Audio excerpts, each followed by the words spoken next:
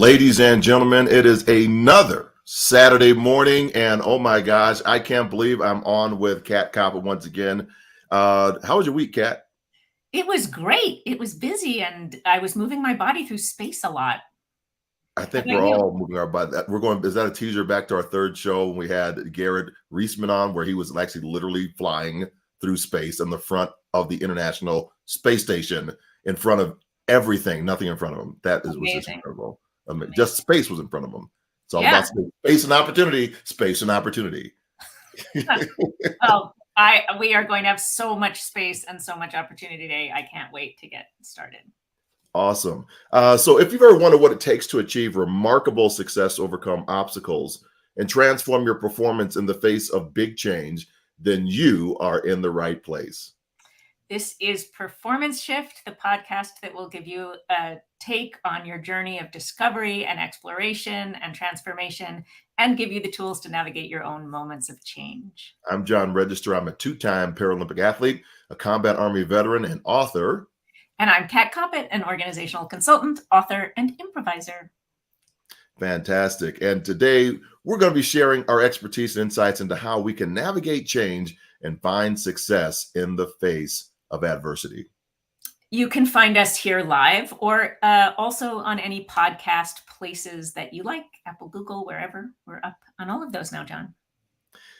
That's good. I didn't know. I got to go out there and actually look at them on my next walk so I can re-listen to these shows because they've been fantastic. So if you've been enjoying these episodes, please select the notification bell and share it with a friend. And we are in for a great treat today. Introduce us to our guests, Kat. I am so excited to introduce my friend, Dion Flynn, cited by Oprah Magazine as one of our favorite creative thinkers. Oprah Magazine. Dion is a comedy writer, a speaker, a U.S. Army vet, and a founder of the Improviser's Mindset, which is a corporate training and consulting firm that uses applied improv. Imagine that. Isn't that exciting? Yeah, I love it. But that's not like our whole show. Right? On TV, he's best known for playing Barack Obama and 15 other characters in over 100 appearances on The Tonight Show starring Jimmy Fallon. And you can also find him today on HBO Max in the hit game show Paid Off. So please, everyone, I'm so excited and delighted for you to meet Dion Flynn. Woohoo! Hello, and thank you for having me on the show, you two. I have to say that we've done podcasts before. We've played together in lots of spaces, and I would have had you on eventually, but we were especially reminded that we need to have you on because you were playing with us as a listener last time and created all sorts of amazing art and inspiration out of that. Well, basically, look, for those of you just tuning in, I stalked the show last week, and now I'm on the show this week. So that's all you have to do. Make sure you do the same thing. That's exactly right. No, I clicked it on. I see Kat Koppett's name on the internet. I click it. I go, of course, I'm going to check that out. What's going on? And I stayed the whole time. I just loved it. Yeah. Oh, very wow, excited wow. for the two of you to meet. So maybe, Dion, you can just start by introducing yourself a little bit. I mean, I gave your official bio, but Yeah. especially any relationship you have to this topic of navigating change. Well, my name is Dion Flynn. I am, I'm a creative person. I'm just, use creativity, particularly in humor, my whole life to sort of survive and navigate. I was raised as the only brown kid in the trailer park. And when I say only brown kid, I mean the only brown kid, like even in my family. I had my birth mother, an adoptive father, so two white parents, little brown me, looking all around, wondering like, what is going on here? I was trying to put together answers like, why is this way? And that's when I started to ask the direct questions. And I started to sort of penetrate behind the facades and the things people were afraid to talk about. And I found, I guess in my life, that one of the most practical ongoing methodologies for doing that and being publicly, acceptable at the same time, socially acceptable is comedy. Because comedy humor, The jester has always been able to say, something true to the king without getting, his head cut off.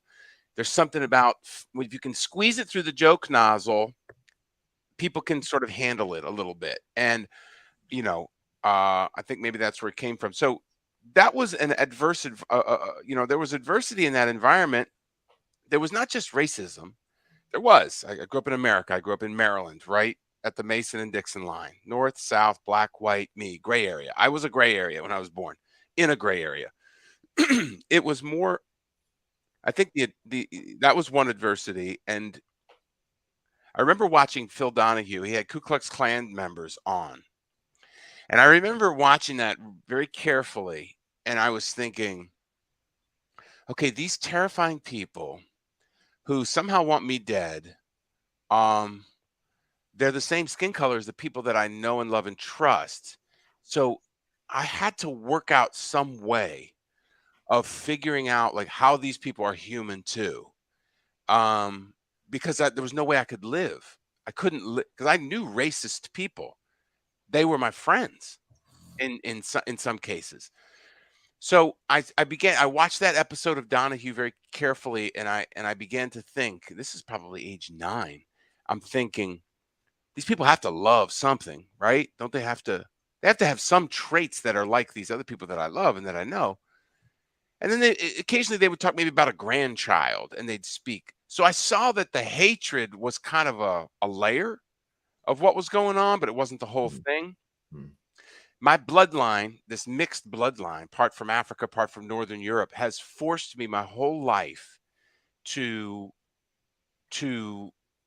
I've never had the comfort of just hiding out in one role. I've always felt like I was at the confluence of a bunch of things. It's a lot of ideas I'm trying to bring together. 2 more. One is improvisation is in both my black bloodline and my white bloodline. Here's how. My African ancestry, which in the slave trade came through the Bahamas, was stripped of its culture. Here's the basic premise for modern people of color that live in this country ancestrally, in my opinion, is we're going to strip you from your country, bring you over here, take your culture, take your language, go make it. If that's not improv, if that's not the spirit of improv, then nothing else is. And then you have jazz and you have music that refuses to conform to that, that, that, that, that, that, that. And then in my white ancestry, we have this enormous tradition of improvisation in the arts, in the theater. Theatrical improvisation is where that rebellion shows up, with like Moliere and Commedia dell'arte and on down through these sort of white lineages, and so both of those histories of improv sort of meet right in my bones, and it's been how I've sort of navigated through life. Being prepared plus making it up as I go, refusing to conform to other people's local laws and rules, which sometimes said black people eat over here and white people eat over there. And people are frustrated with me, I think years ago more than now, why I wouldn't conform. I was never part of things. I would never go along. I always seemed contrary. But I'm glad I stayed with it because that contrariness, that resistance to being kept down, has really served me. And now I do want to work with other people. Suicide hotline. Here's an adversity. I called the suicide hotline in 2005 and I wanted to die. And I had stopped self-medicating 8 years earlier. So I was like in a recovery phase of my life, but I still wanted to die. Here was the magic of calling a suicide hotline. I called them up, ready. I had a plan, everything. And they said, "Can we call you back?" I was like, "Wait, hold on." Wait, I was like, "I thought you had to take my call." Anyway. Oh my goodness. It wasn't exactly that. I threw a spin on it. They talked to me for a while. They stabilized me. They said, "Can we make an appointment to call you again in 3 hours?" I said, "Yes." And in that time, something changed. My whole life changed right there. Here's why. I had been in recovery. I had been telling people that I had a problem with self-medication, drugs, alcohol. I've been sober like 26 years. And at that point 8, but I had never really said to another person, even in the context of recovery, I really need help. Like I am this is how bad it is. It's so bad. And I know scores of people who are paddling very fast under the water nowadays, showing up, look great, but they need help and don't know how to ask for it. So these theatrical arts that I work on with people, I just help them start to get honest with themselves. And I wanted to turn it to a question to John. John, there's something in your materials that I read this week and about journaling. Now, the journaling that I'm talking about with journaling is what came in like 97, 98, where I began to write my thoughts on paper. Absolutely altered the course of my life. Is that how you come at it? Sort of. I don't do so much of the writing down. I know that it's a very great that's an opportunity for other folks to do. The way I journal is really walking, swimming, or doing some type of activity, and the thoughts just kind of come and saturate me. And so if I get in that space, that's where I find the most. I still write the thoughts down, or I'll put it into my phone. I'll dictate what's coming up in my mind. We might be having a conversation. I'll say, "Wait a minute, you're about to say something brilliant," and I turn on my recorder because I want to capture that and re-listen to it and digest it and dissect it and go over it. And here's why it's important to me. My mother passed away, and I want to turn the question back to you. My mother passed away in December of 2021. And when I came up on her anniversary of her death, I was able to go back in my phone and listen to her voice on some of the things that she was sharing with me. So my journaling is just more than just writing on the words. I can actually hear her speaking to me, like at pivotal points in my life.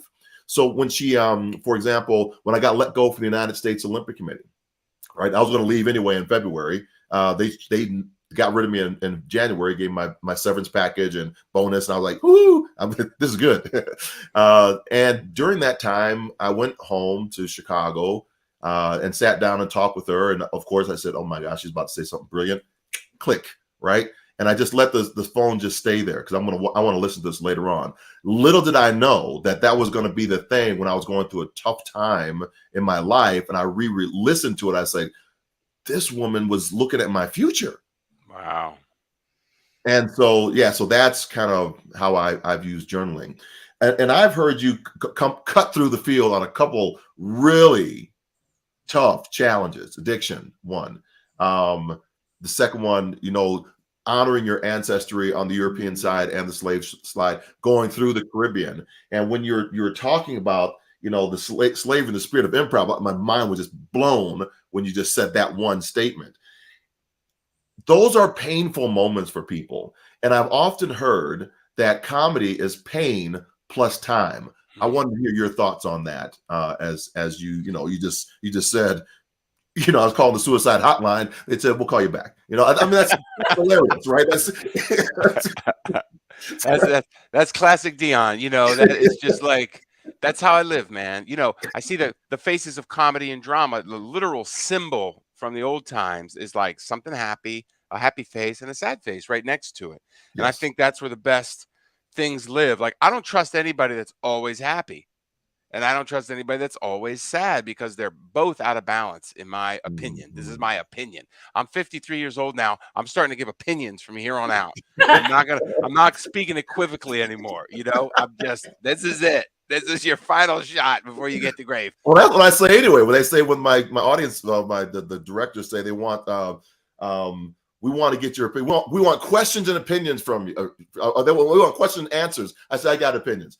You can do Q&Os. We're going to do Q&Os.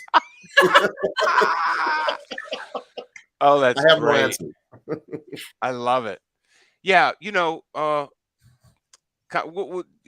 you just frame your question again? So the question is pain plus time. I've often heard that comedy is pain plus time. Mm-hmm. And so you were talking about, the happy face. Got it. That face. Yep. Thank you. Because as soon as you said it, I had something I wanted to say, and then I interrupted myself, which I do sometimes. And then I interrupted you, so that's good. Yeah, I always try to use humor soon. You know, sometimes an audience will say too soon, right? An audience will literally yell out in a comedy club, too soon. Okay. That is a collective unconscious vote that we have not had enough time. Healthy people experience a trauma, go through the grief, and then later will maybe have a happy reflection or a surprising reflection or a humorous anecdote about it. Mm. Sometimes unhealthy people will joke about something too soon and they won't have the actual, I'm unhealthy people. I would say a less healthy process overall, which doesn't mean I didn't do it myself for decades, is to joke about it right away as a way of sort of denying the impact of something. Mm. Now, that's also a way of surviving. So I can't go back to my former self, nor would I, even if I had a time machine, and say, you shouldn't be joking about this.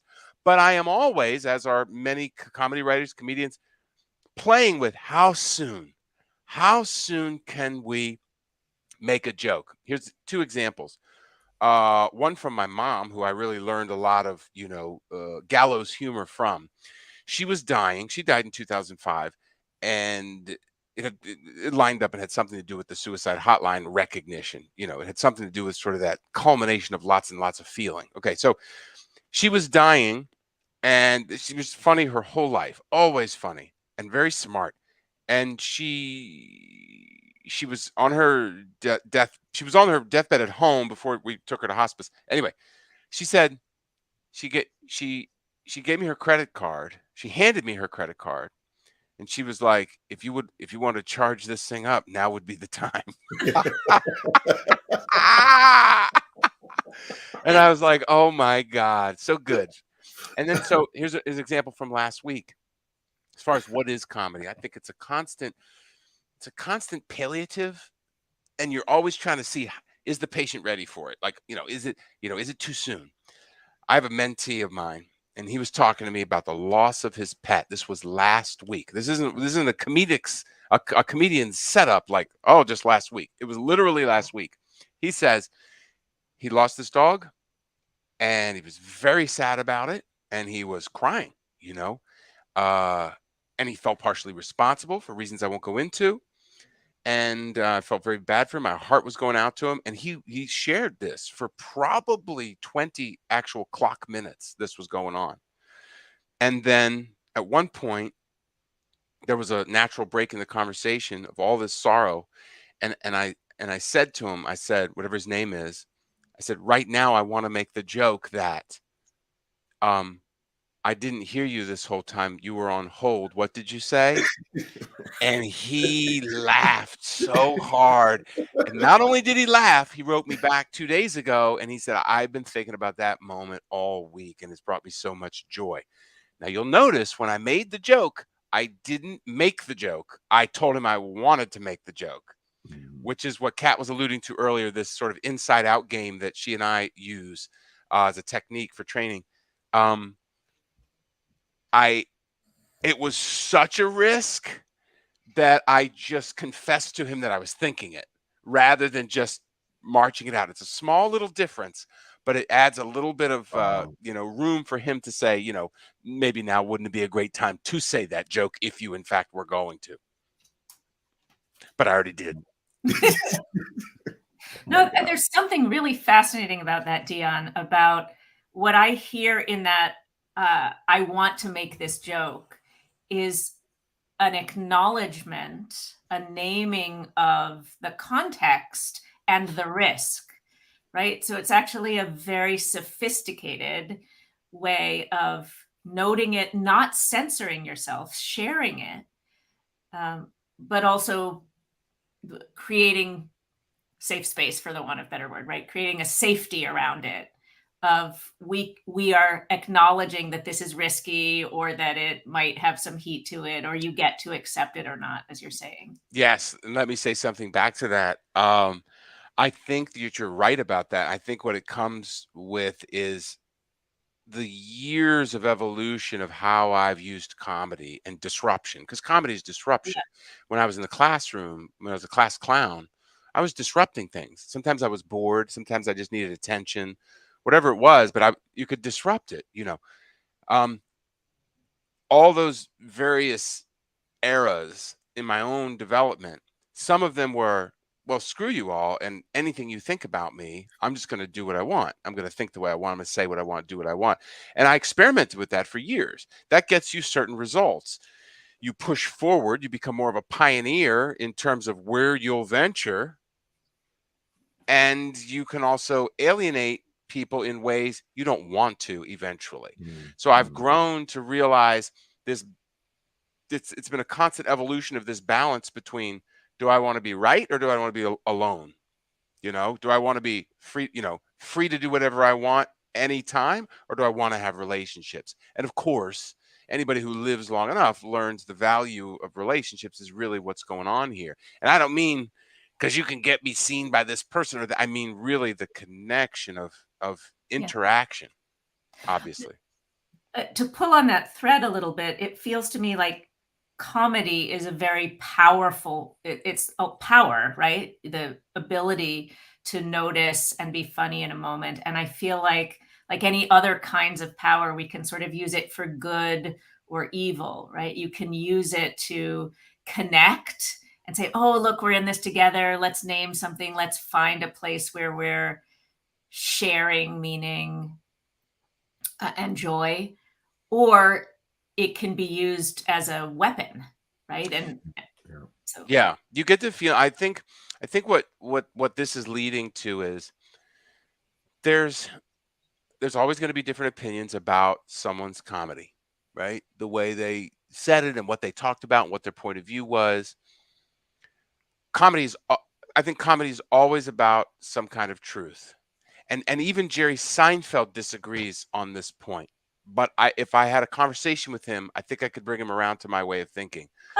Here's why. No, and I envision this someday for myself, that he and I will talk about this. We had an interaction once, I'll tell you some other time, but it's because for you to know to laugh about me saying, hey, mentee of mine, I wasn't here the whole time. The truth is that would be awful. The truth is that would be insensitive to do that. That's why the joke is funny, because we all have to have a common reference that would not be the thing to do. That's what makes it funny. So inherently tucked into anything that makes you laugh is some fixed point of truth or what's expected or whatever. And the amount that we're deviating from that is the laughter, is the joke, is the surprise. Yes. There's a professor whose name I'm not going to remember right now, but who talks about, everybody's like, what is comedy? What is humor? How do we define it?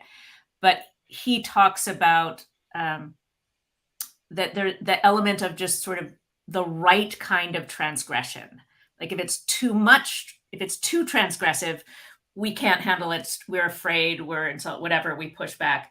But it has to be a little bit transgressive, or it's just boring or obvious. So I think it's a great example of sort of riding that edge. I've heard of it like, because I'm not a comedian, I do humor, as far as my speeches. But when I was studying it, when I was trying to get a story out, and I was trying to, how much do I do? And so one of my instructors said, well, it's kind of like silly putty. You mash it and it's funny because you pull it off the paper and you can see the images in reverse, and you stretch them. You can stretch the faces and distort them a little bit. But when it breaks, you got to start it all over again. So you want to get a story to as much as you can stretch it until it just breaks. And so that's what I've kind of done. If I've gone too far, I get a tag on a joke or something. And I found that it does release the tension, because my story is pretty, when I go in on my story, I have these little moments of levity that are just to let the audience breathe a little bit. So, or I'm challenging them on something really tough, right? That you must make your own commitments. And then I'll say, now, because you would never do this as a comedian, but I say, because it's like the old joke, right? I'll say something like that.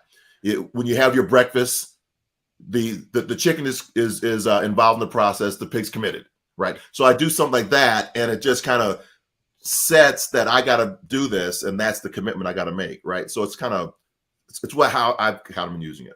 Let me respond to that. I want to respond to two things that just happened. Okay. First of all, okay. Shakespeare did it. Shakespeare did exactly what you have an instinct to do, which is to break up a tragedy, or heavy or serious with comedic scenes. Okay. So the greatest writers of all time have the instinct to do what you just said you do. Okay. So you're in great company there. It's just the way you just know because you're a I communicator. have European roots. I'm Shakespeare. Okay. You do. Yes, you do. So there's that. Here's the other thing. Okay. So when someone has come out and said, I am a professional comedian, it brings out things in other people. And I'm going to dare to guess, and I'd like to talk to you about this, that it has the same thing in athleticism. Like people who are talking to you who have, you've worked at an Olympic level, okay? I'm sure you have people say to you all the time, well, I'm not an athlete, because you have said you are that thing. But of course, we're all move and we all do stuff, and we've dived and jumped over stuff. We're all athletes in a way, but we're not, we haven't said on a global level that we're this or that. So it's interesting, the crossover, because you said, well, I'm not a comedian, but yet you are, you got a natural instinct. It's exactly the right thing, in my opinion, to tell a crowd, especially if you've been speaking to them seriously.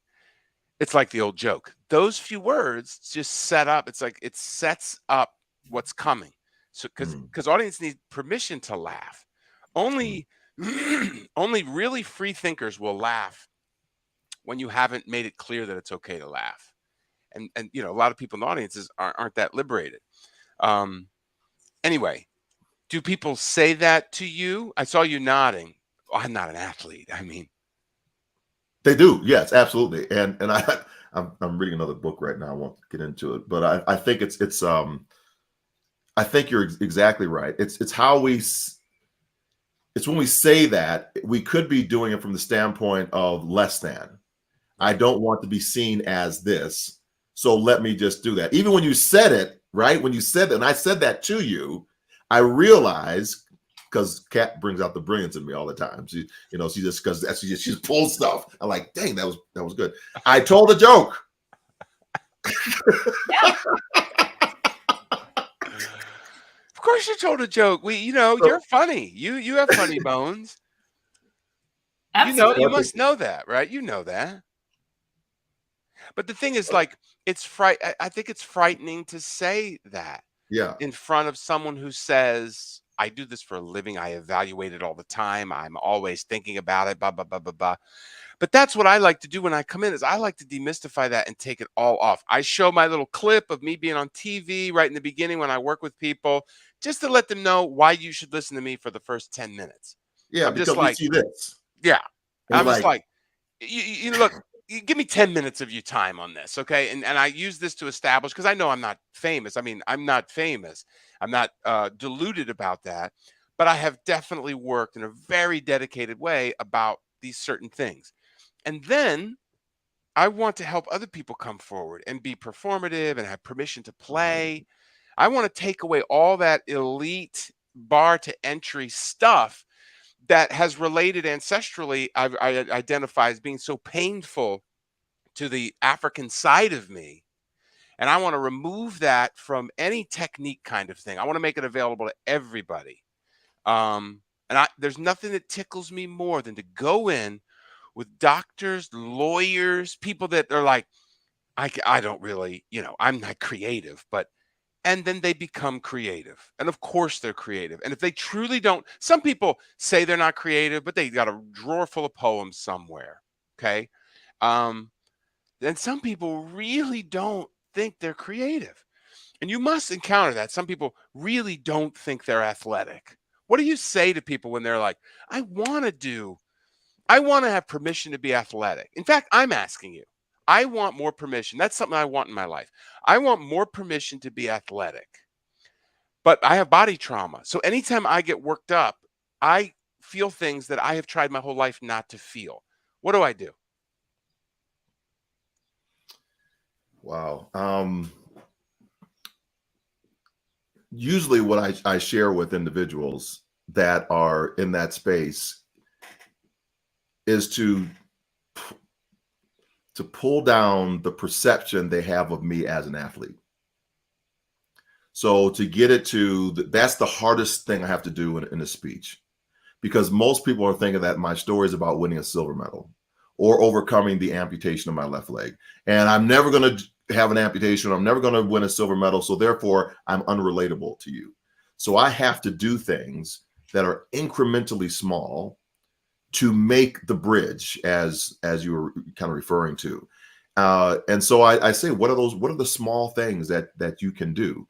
Can you get up in the morning and just maybe instead of going down the steps for breakfast, go down the steps, come back up the steps, and come back down the steps, right? Just the small wins, and then celebrate with, what I wanted to say is what? Say it. And then go get the 12 donuts, right? So it's, that's the so joke. that's the punchline. But it's that's funny. It's the small things, right? That we do. So for me, I'm not athletic anymore. I'm not that person any longer. And I'll make it so some when I start my presentations, I will shorten that gap. I say, I was on the Paralympic swim team, and I got out of the pool and I said, I was on the Paralympic swim team. They look at me and they're like, okay, you're a swimmer, because big guy. I said, I was a Paralympic swimmer. I said, I'm a barge now, but I was a swimmer then. Right. So it's kind of these little things to say, I'm with you. I got you. We're together. Well, let's slow this down just a tiny bit. Okay. So just now you were like, I just witnessed you go, tell me the thing about what you say to people. By the way, very helpful for me. I will implement that. Second of all, then there was this great moment that I love in helping people with this. The joke, the thing came up in you, and you were so alive with, like, the little boy came out. It was like, I don't want to say this, Bart, but this is, and then go have the 12 donuts. But that's what we want to hear, because that's your inspiration. That is the truth that's in the room. This is empty. And I find a lot of speakers, they'll be like, I don't know how to, here's the funny part. The funny part is at the top. The funny part is at the top because that's what they told me to start with. But no, you just name the thought, that's happening. So much life and freedom came up, and it's not going to blow everything off course completely. You just go and then go have the 12 donuts. No, I'm kidding. Of course I'm kidding. I'm kidding. I'm kidding. Literally, those words inform the audience it's okay to laugh. You go, I'm kidding. Then they'll laugh, and then you can move back on. But that tension, then my body is no longer suppressing a real thought and using all that energy to keep that to the side. It's just now I can flow because that's out of there. It's like a chunk of rocker that came out of the, yes, Kat. Well, you're making me think, just when you say suppressing the thoughts, that when we teach improvisation classes to people, one of the first things that we have to break is the impulse to try to be clever or interesting in order to be funny, and help people recognize that daring to be obvious, daring to just say what's true for them, to blurt, to be in touch with and connected to their actual thoughts in their heads, and just say it, even if you're judging inside yourself, oh, this is boring, obvious, transgressive, whatever it is, that's actually where the delightful comedic gold is. And that if we're trying to be clever or funny, we're much less likely to hit, because it's less authentic, it's less connected. 150%. Let's say I'm working with students who are learning how to improvise better. We'll film the scene, we'll look at it, we'll go back and say, what happened in this moment? Because you seem to get cloudy and leave the scene. Oh, I didn't have anything clever to say, and I was trying to think of something that was right, okay?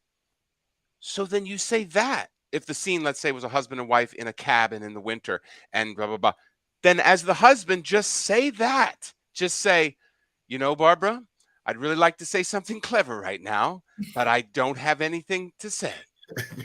And the audience will be completely with you, and you'll be with you, and your partner will be with you. Instead of doing the other, which is, I'm so skilled, I'm going to suppress what I actually want to say, and at the same time do some puppet show up here and fool everybody. You can't fool everybody. You'll fool them, but it has the clink of the counterfeit to it because you're out of sync. We know what it looks like to be an integrated person. That's why CGI still can't fool us when they make a person. They can't do it. They still can't make a person look real because we know what it looks like to be a real person in real sync with themselves. And when we don't feel that, we lean away from the speaker. We're like, I don't know. And they check our phones and we're out of the talk. I'm speaking for keynote speakers now and stuff. You were my talk. So there, I want to honor Morris Parsons, who's been doing a few. He's been listening in. He said, "Good morning, team." Then he says, "Study to be relatable." That's great. So Morris, for the first time, I met him at our church, and he is a producer. He does all the back stuff in the church and runs all the boards. So I do a lot of that stuff too, but I do on the social media stuff up top. And so I bounced up the steps. It's a spiral staircase up the top. And I'm wearing my suit, getting back there, setting up, and we meet for the first time. And then when I go down the steps and come back up again, somebody tells him that I'm an amputee. And he's like, "What? I'm huffing and puffing trying to get up here. How did he just jump up these steps?" And so he's like, so the reveal comes from him, and then now we have this, this fantastic friendship. So from that, not because I'm an amputee, but because of our relationship there. But it has something to do with it. No, I'm kidding. Morris, thank you for those comments. I wanted to say something to John that relates to that and see what you think, John. So I was looking through your materials. I was looking at the photos. I was reading your things. And I thought what I wanted to say to you is, hey, John, you have really nice legs. And, right? There's the uncomfortable part. Like, where's he going with this? Is this going to be offensive or is this going to be? And then we have the nervous laughter. And what I mean is, I was looking at your prosthetics and like they have each one of you, you show them a little bit, like when you're on stage, like they peek out, nice shoes, and they're made of really nice metal, like this polished metal that looks like some kind of comic book metal, like it's not even real, like adamantium or titanium or something. So here's my question to you, and I really want to know this. If I'm totally off base, let me know. Do you have pride in your prosthetics? Like, are they like an adornment, and do you choose nice ones, and do you take care of them, or do you, or is it not like that at all? The answer is yes and yes. All right.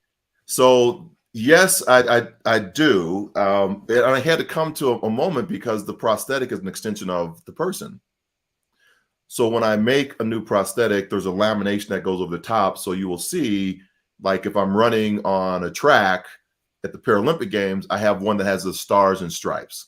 So that's kind of, and I have family pictures on the inside. So my family's with me every step of the way, right? So that's kind of, so that's with it. And that leg that I won the silver medal in is now in the museum in Olympic City, USA, Colorado Springs, Colorado, at the United States Olympic and Paralympic Museum. So it sits there with my shoe and my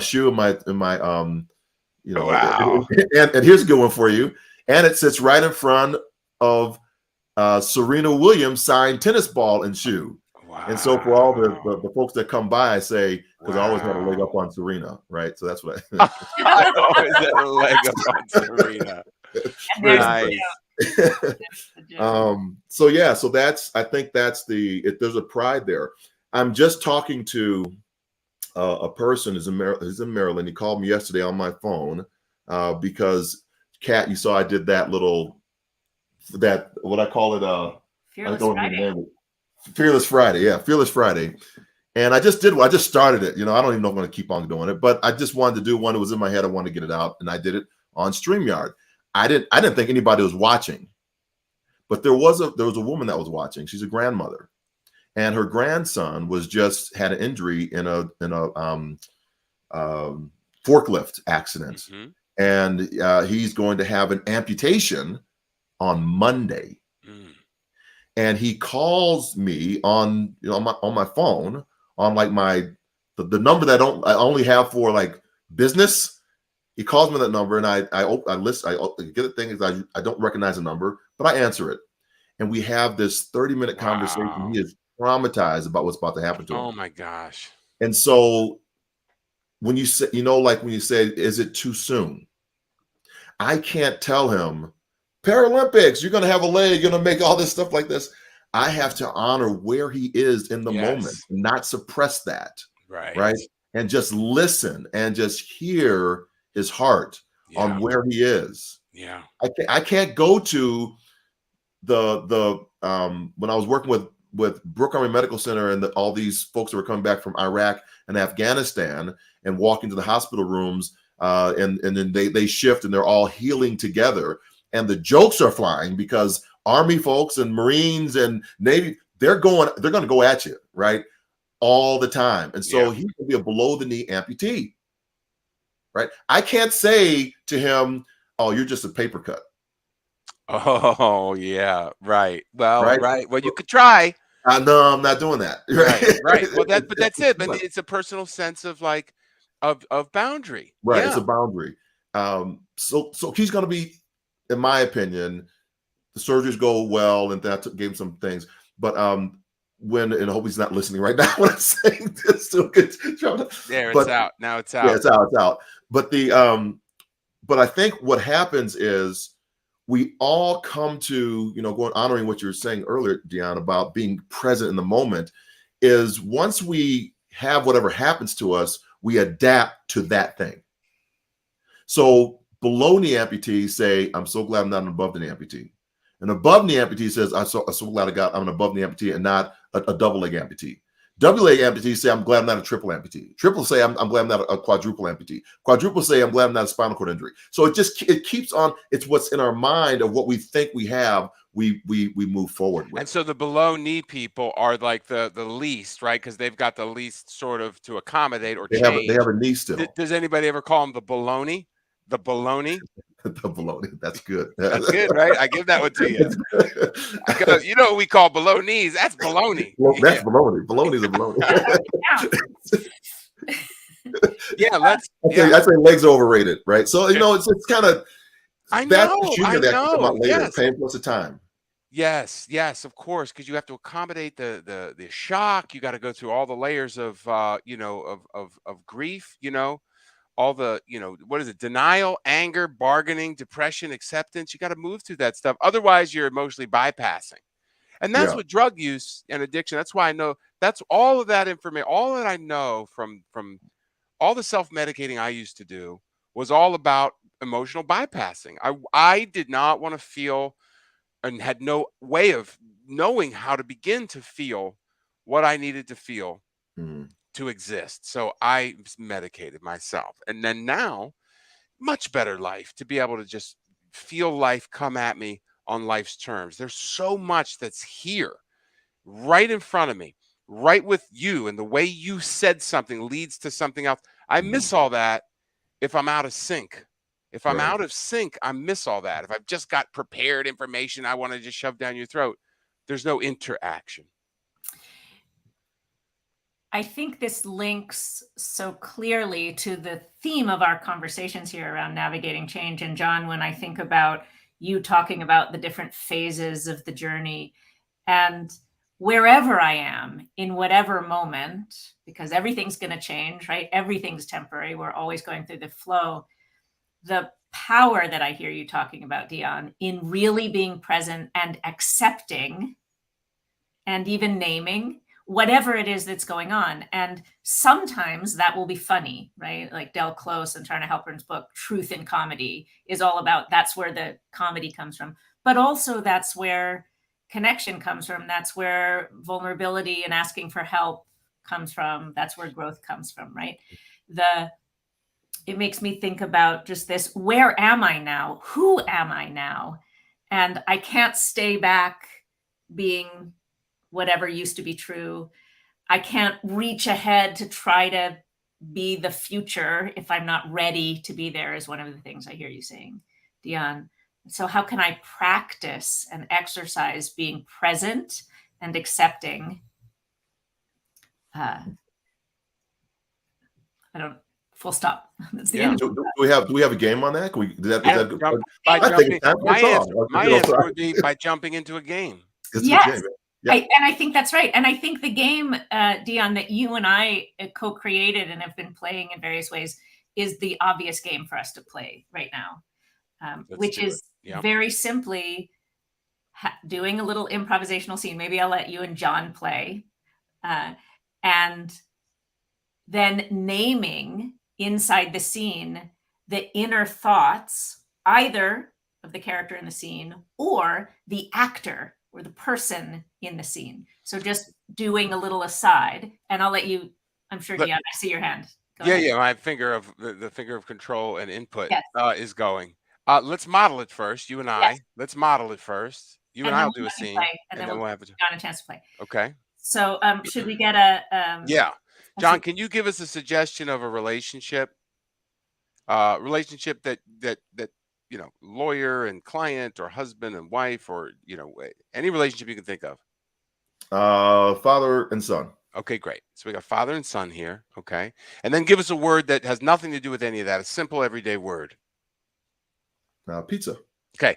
So Kat and I are going to start that scene in 1 second. And just so you understand what we're doing, when we go like this, okay, we're either going to be saying the inner thoughts of the character or the inner thoughts of the actor. And then when we're doing this, we're going to be speaking like the characters in the scene of father and son and pizza, whatever that is. Okay. So we're making up the scene as we go. We have not scripted this. We're going to launch into it. And then at certain points, we're going to share those inner thoughts. And we'll say it real quick. I'll go, this is Dion, the actor. This is the actor. This is the character. And I'll say that out. All right. So here we go. So already, this is the actor. I'm thinking, oh, one of us has to be the son, one of us has to be the father. I wonder how that's going to go. The actor, I'm thinking it's going to make most sense for Kat to be the son for some reason. That's just what I jumped to. I'm gonna be the son now because I just heard Dion say that. So I'll try to make an offer as the son. A minute ago, I was thinking, if I say this right now, is this me messing the game up? Like, am I messing the game up by saying this right now? I'm noting that we haven't even actually started the scene yet. Kevin, come into the house, please. Fine, Dad. You know, there's all this. You just left it. You just left everything. Well, I left it for you. I thought maybe you'd want some. There is a cigarette put out on that plate, that paper plate with a pizza crust. That's for me. Thanks.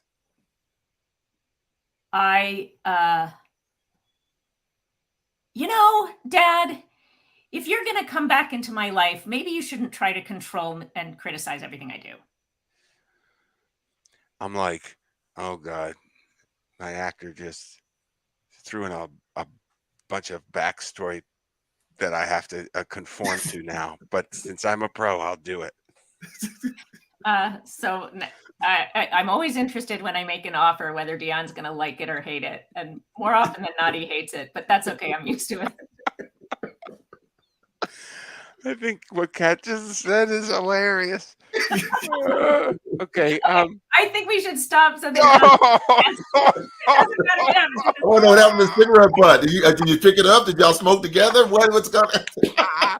But that's good, right? The audience wants to know where the scene is headed. That's great. Love it. Let's give you guys a chance to play. Okay. All right. So can you give us an occupation? A bus driver. Great. Okay, so bus driver is the occupation. We could be anything inside that world. We'll figure it out as we go. And just remember, you know, you're a new improviser, right, John? Absolutely. Yeah. So just it's going to help you a lot to make statements rather than ask questions. Just make a statement. Yeah. And make statements, and we'll keep our offers short, back and forth. Okay. And it will be fine. Okay. Get involved in something physically in your environment first. That's something to do with bus or whatever. Like you start to mime it, do it, get involved, see it, and then we'll talk in a minute.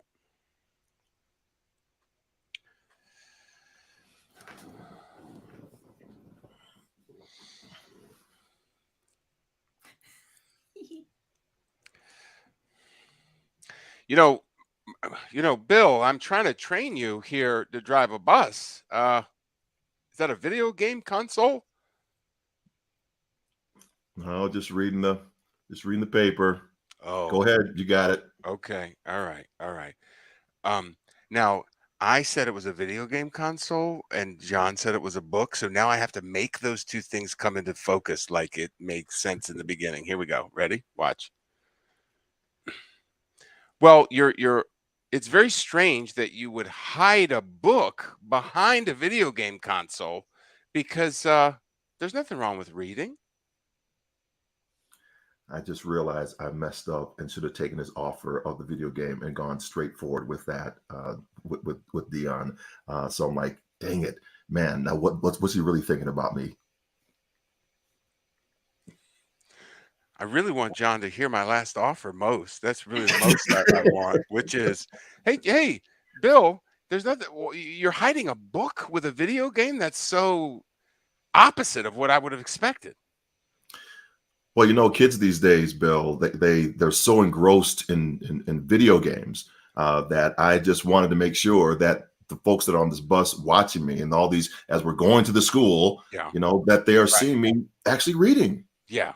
Well, then may I make a suggestion? Why don't you take the video game console out of the equation completely and just read the book openly? Well, I'm thinking to myself, where's he going with this offer? I'm trying to get it to myself, and I don't understand this offer, but I'm going to go with it. I'm going to go with it. You know what, Dion? I think Bill, hold on, Bill. Look, I'm Bill and you're Bill. We're both named Bill. Okay, we share a name. Let me just ask you something. Okay, why are you ashamed of reading? That's just my only question. I think as I'm reading this book, I'm liking the pictures that are here. I know that, and I'm getting to the words, but the pictures are better. I see. So it still is a visual thing for you. I get it. I get it. Okay, good. I'm going to stop us there because I think we did enough of demonstrating the game. That was delightful. I feel like I just want to name that, like, the moments of honesty, right, with ourselves and with each other are what is so compelling and exciting and a little bit dangerous, right? It feels a little bit dangerous. How did that feel for you, John? Terrifying, absolutely terrifying. But it was good. I trying to not think about what I need to think about and just go with what was there, right? We could spend another hour, I think, just debriefing this game, but I love that you jumped in, and I thought you did a great job of naming what was really true. Like, I don't understand what's happening right now. I don't even understand that offer is such a, rather than trying to come up with the right thing to say right? And then we're like, ooh, that's real. That's really interesting. Well, that's what I love about this game is because for some improvisers, it gives them the first opportunity to do that thing I was talking about earlier, where you just say, honey, you're in a cabin, you're with your wife. Yeah. I want to say something witty now, but I can't. Instead of just throwing more stuff, if you say something that helps your partner understand that you're not with them, I'm certainly not going to try to make it harder after I've heard you say that. You see, that's the notion I think some people enter, and I think justifiably so, comedy world with, is that this is every man for himself and you got to be the wittiest and you're just sort of cutting. That's a certain kind of heckle, competitive stand-up comedy humor. But improv is very different. Improv is, I want you and I to be on the same page. I don't want to be outdoing you. I don't want to be outdone. I want us to be together on the same story. So here's the funny part. And people who are going to watch this whole thing, one or two people, let's say that watch the whole thing and get all the way through. If we didn't, I want to say this in conclusion. There was a moment in my scene with John. John, here's what I was trying to get to happen. Here's how I saw the scene. I was training you to be a bus driver. That was named. I don't know if you heard that, but I did. You heard that. Okay, good. And so you were down here. Now I named that you were on a video game. No problem. You said, yeah, I'm reading this book. Okay. So then I said my little thing about that. And then I was trying to bring those two, and it got through. You eventually separated the video game from the book and put the video game to the side, right? Right. Yeah. Right. Okay. Is that the world you were living in? Okay. Yeah. And then here's what I was stuck on. I wouldn't let this go. And we make mistakes. I make mistakes all the time. I wanted to justify that the book was behind a video game so that neither one of us was wrong with what we said. Do you see what I was trying to repair? Right. And that's where I was, I probably should have said, John is not, I can't get John to come back into the world we've both created. So what was the world as you saw it? Just quickly. Initially, and what I probably should have said there is I thought I was driving the bus, and I thought you saw that. And then when you were driving the bus, I switched to something else. So let me be a passenger reading a paper. Excellent. What a great, generous move. Go ahead. And then then when you said training, then I said to myself, okay, let me be the person that's not really paying attention to my instructor. Perfect. And I felt that vibe because I was like, hey, come on, I'm training you to drive here. Yeah. I didn't see the switcheroo because I didn't pick up on the driving at first. You made a great adjustment to go with what I stated because that's the first thing stated. Mm-hmm. You jumped on board with me, flexible. That's wonderful. Then I say, well, can you pay attention? Because, we're doing this. And I named the distraction that you had as a video game. What happened for you right then? I want to interrupt for a second. What I think happened, we can go back and roll the tape, is you said, is that a video game? Okay. Is that a video console? And John said, I'm just reading this book. So you started at the top by saying making statements rather than questions. And I think one of the reasons that moment got confusing is you felt like you'd named it by saying, is that a video console?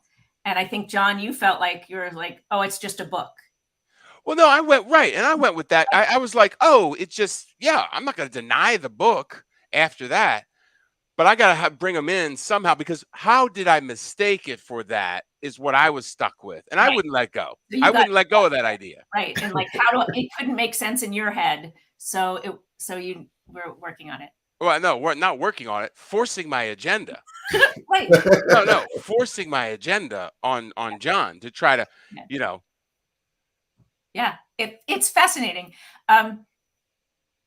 This is That is so fascinating. It is so fascinating, and many of our listeners may not be improvisers who are going to try to do scenes, but this dynamic of, I think something's true, or I've noticed something, or I'm perceiving the context in a certain way, and my partner in a conversation, it has other assumptions or came in with other feelings. Like, so often that happens in life, doesn't it? And if we don't name it, we don't even know why we're confused, or where we're confused, or how we're coming from different places. And the courage to name it, to say, I don't understand what's going on, or wait, we decided on this. Why are you not coming along with me when we've already decided this?